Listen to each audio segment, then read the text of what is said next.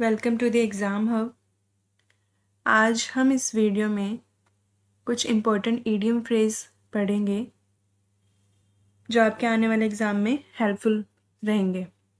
तो आज का हमारा फर्स्ट वर्ड है किक द बकेट।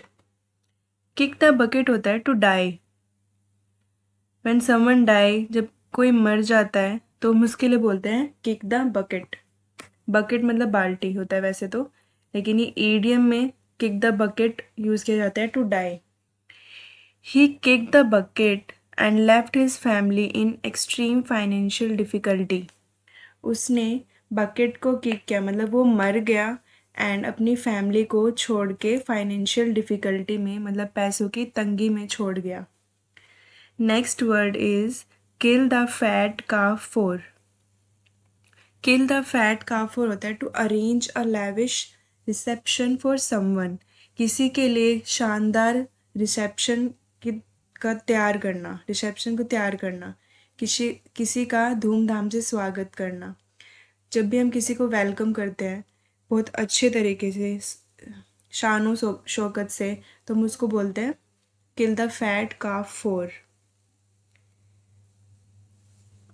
इसका एग्जाम्पल है India kill the fat calf for the Commonwealth games. India ने स्वागत करा कॉमनवेल्थ गेम्स का बहुत धूमधाम से। नेक्स्ट इज किस द डस्ट। किस द डस्ट होता है धूल, मुंह के बल गिरना, धूल खाना, मतलब हार जाना, अपमानित होना, ह्यूमिलेटेड फील करना। इसको हम बोलते हैं kiss the dust. In Indo Pak war our enemies had to kiss the dust. Indo Pak war के अंदर हमारे दुश्मनों को धूल खानी पड़ी, मतलब अपमानित होना पड़ा, हारना पड़ा। तो kiss the dust is to be humiliated और अपमानित होना। Next knock against. Knock against है टू हिट अगेंस्ट, टक्कर खाना। किसी चीज़ से आप टकरा जाते हो, मतलब आप knock against the wall, wall से टकरा जाना। I couldn't see the transparent door and knocked against it. मैं ट्रांसपेरेंट दरवाजे को नहीं देख पाया और मैं उससे टकरा गया। ट्रांसपेरेंट होता है जिसके आर पार देखा जा सके। Next lapped in luxury. Lapped in luxury होता है ब्रोट अप इन लग्जरी, विलासिता में पलना। वेल्थ, आपकी वेल्थ दिखती है उसमें कि आप कितने वेल्दी हो। एंड रिच, और यू कैन से, आप ये भी कह सकते हैं कि live in conditions of great comfort and wealth. जो पर्सन या जो भी बहुत कंफर्ट और बहुत लग्जरी की लाइफ जी रहा है उसके लिए हम बोलते हैं lapped in luxury. Great people are generally not lapped in luxury. जो भी ग्रेट पीपल होते हैं, जो भी ग्रेट लोग होते हैं जिसने कुछ किया होता है, ग्रेट पीपल वो होते हैं जो सबके लिए, मतलब सबका सोचते हैं, किसी सबके लिए कुछ करते हैं, कुछ ऐसी अचीवमेंट को अचीव करते हैं जो किसी ने नहीं करी। वो कभी भी लग्जरी में नहीं रहते, वो लग्जरी में पैदा नहीं हुए होते, उन्होंने स्ट्रगल करा होता है। तो ये इसलिए यूज़ किया गया है इसमें, great people are generally not lapped in luxury. Next word is laugh in one sleeves, मतलब सीक्रेट लाफ, चुपके से हंसना। तो इसको बोलते हैं laugh in one's sleeves, to be secretly happy about और amused by something. Example our neighbours laughed in their sleeves when they saw my grandfather wearing a pair of fashionable goggles. जो मेरे पड़ोसी हैं वो हंस रहे थे जब मेरे ग्रैंडफादर ने फैशनेबल चश्मे पहने, चुपके से वो हंस रहे थे। Next led by the nose. Led by the nose होता है to lead someone by coercion, to guide someone very carefully. Coercion होता है ज़बरदस्ती, किसी को ज़बरदस्ती कोई काम करा रहे हो आप, या फिर किसी को गाइड कर रहे हो केयरफुली, ध्यानपूर्वक। दबाव में या मार्गदर्शन करने हेतु किसी को रास्ता दिखाना, या तो आप फोर्सफुली इसको बोल रहे हो कि आपको ये रास्ता चूज़ करना है, मतलब कोर्शन मतलब ज़बरदस्ती उसको वो रास्ता दिखा रहे हो कि आपको इस रास्ते पे जाना है, आपको ये काम करना है, या फिर किसी को मार्गदर्शन कर रहे हो बड़ी सावधानी से। I had to lead him by the nose to the meeting. Next, he will never find his way through the admission form unless you lead him to the nose. ये है कि गाइड करने वाला, कि उसने उसको गाइड करा ताकि वो एडमिशन ले सके। और ये है I had to lead him by the nose to the meeting, और मुझे उसको ज़बरदस्ती उस मीटिंग में भेजना पड़ा।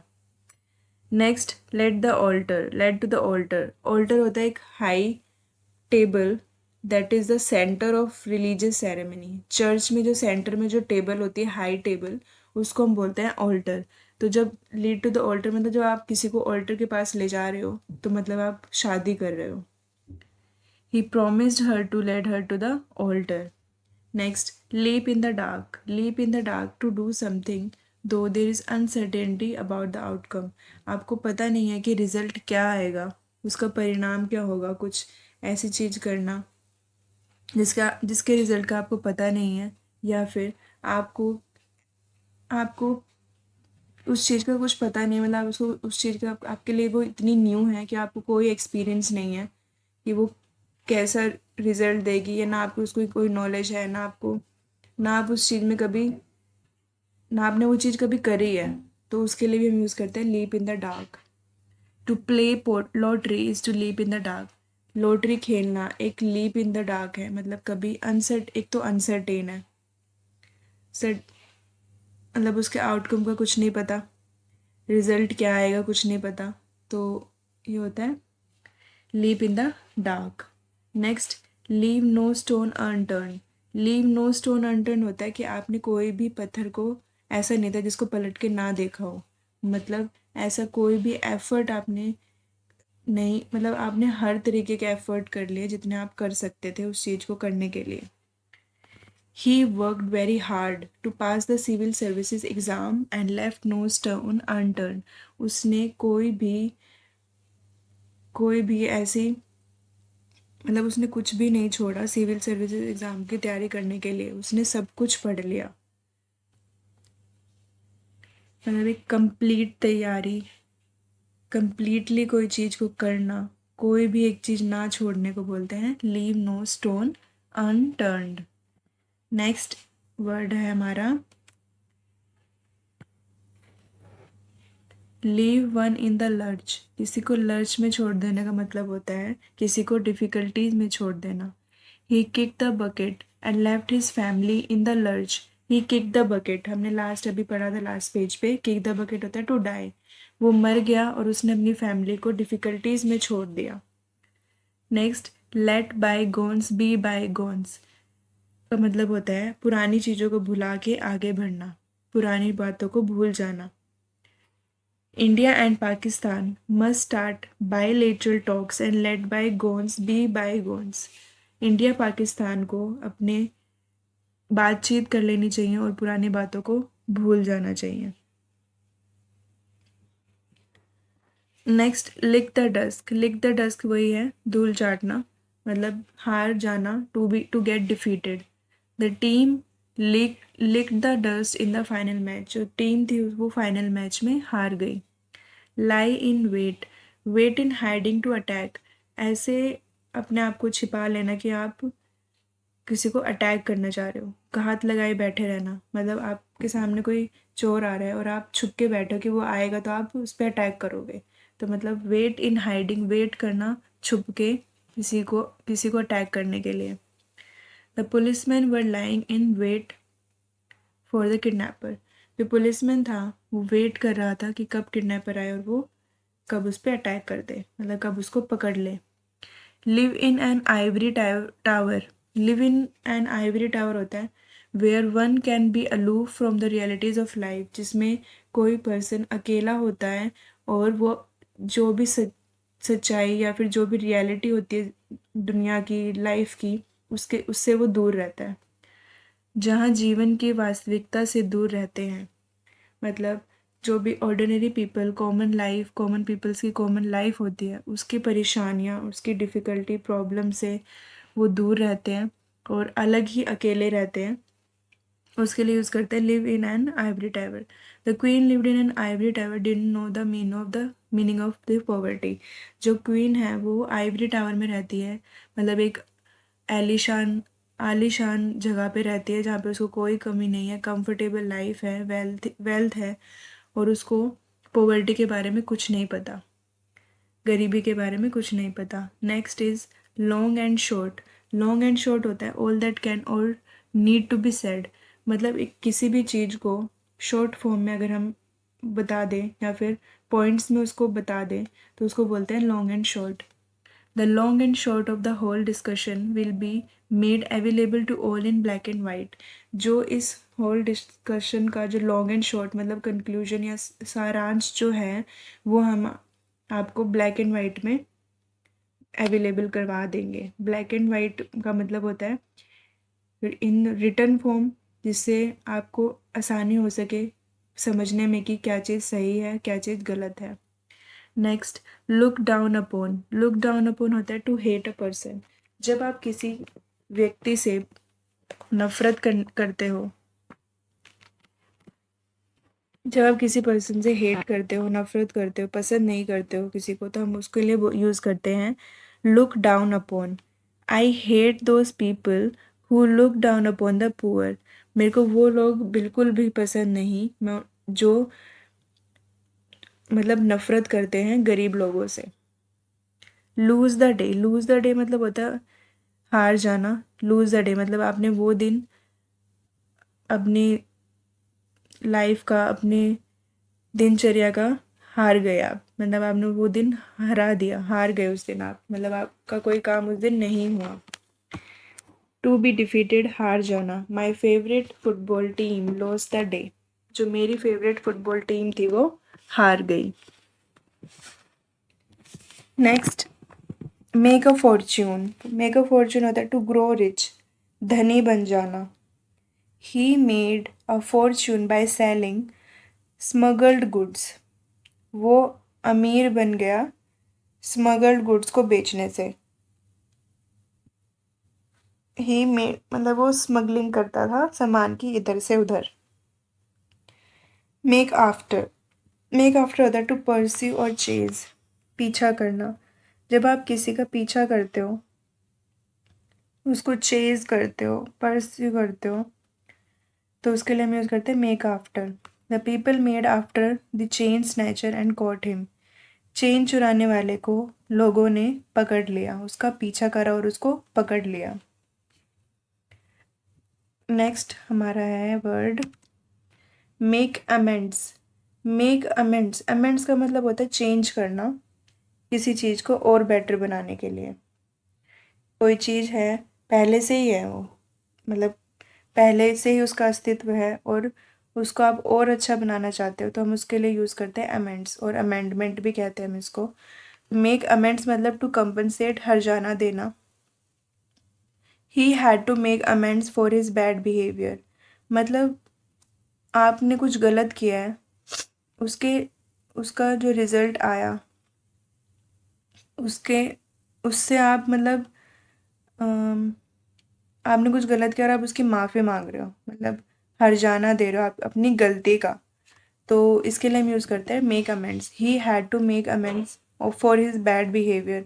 उसको हर्जाना देना पड़ेगा, उसको सॉरी बोलना पड़ेगा जो उसने गलत बिहेवियर किया उसके लिए। Next, make head or tail of.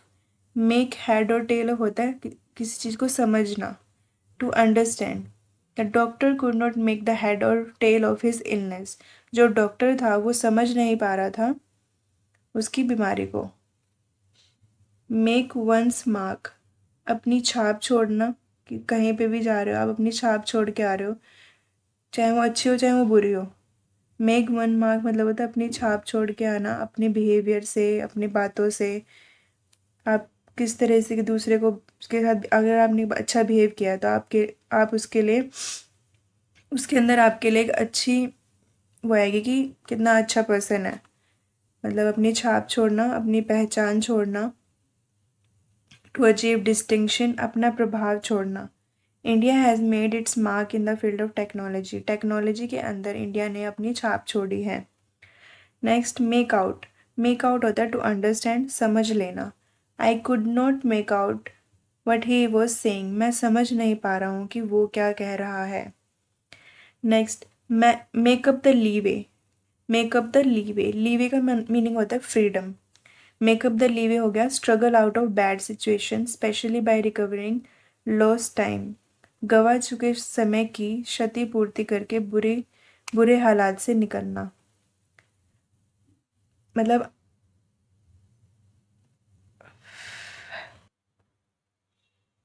आपसे कोई गलती हो गई है या फिर कुछ भी मिस्टेक हो गया तो उसको करेक्ट करना, अपनी सिचुएशन को करेक्ट करना और को रिकवरी करना किसी चीज़ से, तो उसको हम बोलते हैं make up the leeway. The government will have to make up the leeway by taking remedial action immediately. जो गवर्नमेंट है उसको अपनी जो उसने गलती की है उसको सुधारना पड़ेगा, रेमेडियल एक्शन लेने। इलाज, रेमेडी होता है इलाज, मतलब उसका इलाज करना पड़ेगा। जो भी उन्होंने गलत काम किया है या फिर गलती हो गई है उसको ठीक करना पड़ेगा। Make up one's mind, make up one's mind होता है टू डिटरमाइन, निश्चय करना। She has made up her mind to divorce her cruel husband. उसने निश्चय बना लिया, उसने अब सोच लिया है कि वो अपने हस्बैंड को डाइवोर्स दे देगी। Make a clean breast, make a clean breast होता है अपने मन को हल्का कर देना। आपका मन भारी कब होता है? जब आपने कुछ गलती करी हो या आपसे कुछ ऐसी चीज़ हो गई जो नहीं होनी चाहिए थी, तब आप उसके बारे में बता देते हो, तब इसका मतलब होता है आपने अपने ब्रेस्ट को क्लीन कर लिया, आपने अपनी छाती पे से जो भार था उसको हल्का कर लेना। To confess specially something bad or legal, किसी गुनाह का सच कबूल लेना। After months of lying about the money he decided to make a clean breast of it and tell the truth. उसने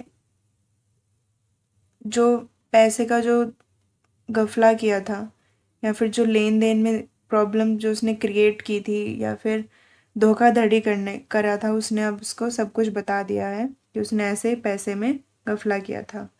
man in the street, man in the street होता है common person, साधारण व्यक्ति। जो भी स्ट्रीट पे जो लोग रहते हैं उनको हम यही बोलते हैं ना, वो कॉमन मैन है। तो मैन इन द स्ट्रीट मतलब जो स्ट्रीट पे रहने वाले लोगों के लिए यूज़ किया गया है। The life of a man in the street has become very difficult because of rising price. जो लोग स्ट्रीट में रहते हैं उनके लिए, जो कॉमन मैन है उनके लिए रहना बहुत मुश्किल हो गया है, क्योंकि उनकी ज़िंदगी बहुत मुश्किल हो गई, क्योंकि डेली मतलब डेली तो नहीं, मतलब ऐसे टाइम के साथ चीज़ों का प्राइस ऐसे बढ़ता जा रहा है और हर चीज़ का रेट बढ़ता जा रहा है इस वजह से। मैन ऑफ आयरन होता है जिसकी स्ट्रॉन्ग विल पावर हो, जो स्ट्रॉन्ग हो। मैन ऑफ आयरन जो स्ट्रॉन्ग पर्सन के लिए यूज़ किया जाता है। Nothing can deter a man of iron. Man of iron को कोई नहीं रोक सकता। Nothing can deter a man of iron. जो स्ट्रॉन्ग पर्सन होता है उसको कुछ कुछ भी करने से कोई नहीं रोक सकता। Next is meet half way. Meet half way होता है to be prepared for compromise, समझौते के लिए राजी होना। जब आप किसी चीज़ के लिए अग्री करते हो, अग्रीमेंट शो करना, उसके लिए हम यूज़ करते हैं meet half way. We are ready to meet the other party half way and settle all litigations. हम अभी तैयार हैं दूसरी पार्टी से मिलने के लिए और जो भी हमारे बीच में विवाद चल रहे थे उसको सॉल्व करने के लिए। लिटिगेशन होता है विवाद। नेक्स्ट हमारा वर्ड है मिल्क ऑफ ह्यूमन काइंडनेस।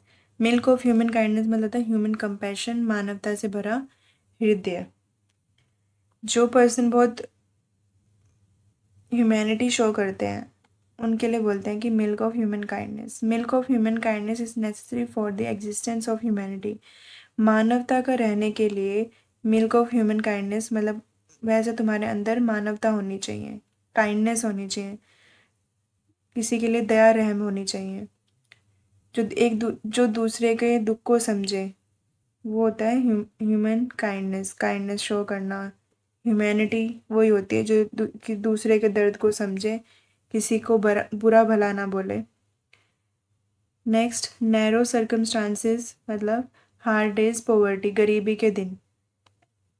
गरीबी के दिन के लिए यूज़ करते हैं narrow circumstances. After his father's death he is living in narrow circumstances.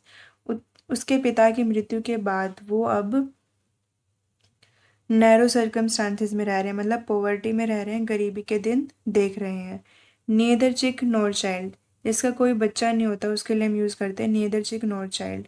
No child, कोई बच्चे का ना होना। She feels very lonely because she has neither चिक और नोर चाइल्ड। वो बहुत अकेला महसूस करती है क्योंकि ना उसका कोई बच्चा नहीं है। No love lost, no love lost होता है हैविंग नो लव, किसी प्रकार का प्रेम मित्रता का ना होना। आपका किसी से कोई कनेक्शन नहीं है, लव कनेक्शन नहीं है, किसी के लिए फीलिंग नहीं है, तो उसके लिए हम बोलते हैं no love lost. There is no love lost between these two neighbours who are fighting and endless court cases. इन दो नेबर्स के बीच में बिल्कुल भी प्यार, बिल्कुल भी रिस्पेक्ट नहीं है एक दूसरे के लेके, क्योंकि और उनके बीच में एंडलेस कोर्ट केसेस चल रहे हैं, उनकी लड़ाइयाँ इतनी होती हैं, उन ऊपर केस इतने चल रहे हैं। Next oil some nook and corner. Nook and corner होता है कि एट एवरी प्लेस, आपने कोई भी चीज़ नहीं छोड़ना कंप्लीटली हर जगह पे, तो उसके लिए बोलते हैं एट एवरी प्लेस, प्रत्येक स्थान पर। I search for my book at every नुक and corner of the house, मैंने हर एक कोने पर अपनी बुक को ढूंढा। Next oil someone's hand. Oil someone's मतलब होता है रिश्वत देना। जब आप किसी के हैंड में ऑयल दे रहे हो, मतलब आप ऑयल कर रहे हो, मतलब चिकना कर रहे हो, तो हम उसके लिए बोलते हैं वो रिश्वत दे रहे हो, bribe. We should stop oiling the officials hand, हमें ऑफिशियल्स के हैंड को रिश्वत देना बंद करना पड़ेगा। Next, beauty is only skin deep, मतलब आपकी जो एक्सटर्नल या फिजिकल ब्यूटी है वो ज़रूरी नहीं होती, और ये ट्रुथ भी है कि क्योंकि जो बाहर की ब्यूटी है वो कभी ना कभी फेड हो जाएगी, धुंधली पड़ जाएगी, लेकिन जो आप इंटरनली जो आपके अंदर काइंडनेस और ह्यूमैनिटी और जो आपका बिहेवियर है वो लॉन्ग टाइम तक रहता है। तो beauty is only skin deep, मतलब ब्यूटी की जो छाप है या ब्यूटी जो है वो बस थोड़ी ही अंदर है, उसका कोई ज़्यादा इम्पैक्ट नहीं पड़ता है। She took a wrong decision by not marrying this gentleman, she doesn't know that beauty is only skin deep. उसने बहुत बड़ी गलती करी उस जेंटलमैन से शादी ना करके, क्योंकि ब्यूटी एक स्किन डीप ही है, मतलब फिजिकल ब्यूटी को इम्पोर्टेंस नहीं देती, इंसान का बिहेवियर ज़्यादा इम्पोर्टेंट है। ऑन एंड ऑन होता है टू कंटिन्यू, किसी चीज़ को आप कंटिन्यू रखते हो, जारी रखते हो, उसके लिए हम बोलते हैं on and on. She went on and on but nobody listen to her. On and off सुना होगा आपने, ऑन एंड ऑफ मतलब कंटिन्यू, कोई चीज़ कंटिन्यू नहीं चल रही, लगातार नहीं चल रही, तो ऑन एंड ऑन हो गया लगातार चलने वाली चीज़। On the horns of dilemma. On the horns of dilemma होता है बहुत डिफ़िकल्टी फेस करना दो प्रॉब्लम्स के बीच में, आपके पास दो कठिन अवस्थाओं के बीच में जब आप हो तो मतलब आप बहुत डिफ़िकल्टी फेस कर रहे हो।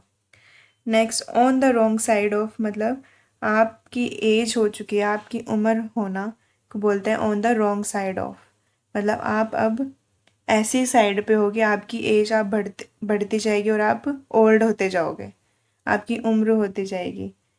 He is on the wrong side of 50 now, अब वो रॉन्ग साइड पे है, वो गलत, अब वो उम्र में पहुंच गया, वो 50 का हो चुका है।